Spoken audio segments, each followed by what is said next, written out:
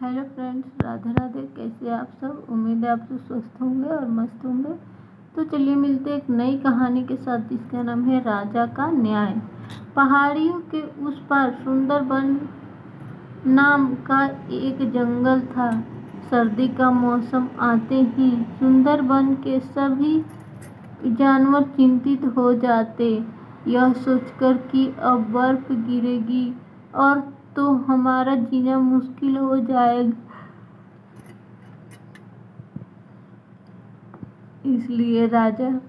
इसलिए जंगल के राजा शेर ने एक सभा बुलाई और सुझाव दिया। इस दफा सर्दी का आगमन होते ही हम जंगल के अलाव जाएंगे, जंगल में अलाव जलाएंगे, जिससे जंगल में इतनी ठंडी नहीं लगेगी। सबको काम दिया।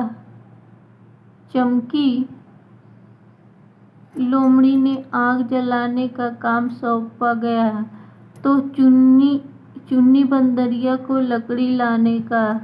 कुछ दिन बाद सर्दी आ गई, बर्फ पड़नी शुरू हुई, तो तुरंत राजा के हुक्म के मुताबिक आज्ञा का पालन चुन्नी बंदरिया ने किया। चमकी लोमड़ी ने अलाव जला दिया। अब आग जलते ही पेड़ों पर रहने वाले पक्षी और जमीन के जीव जंतु सब खुश थे। उन्हें गरम गरम हवा से राहत मिल रही थी। उस शाम उधर से एक ऊंट गुजरा।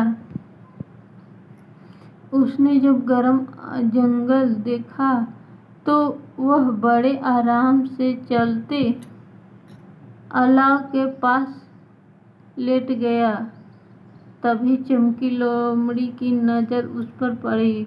वह सोचने लगी, क्यों न इधर से गुजरने वाले हर एक मुसाफिर से पैसे वसूल करूं।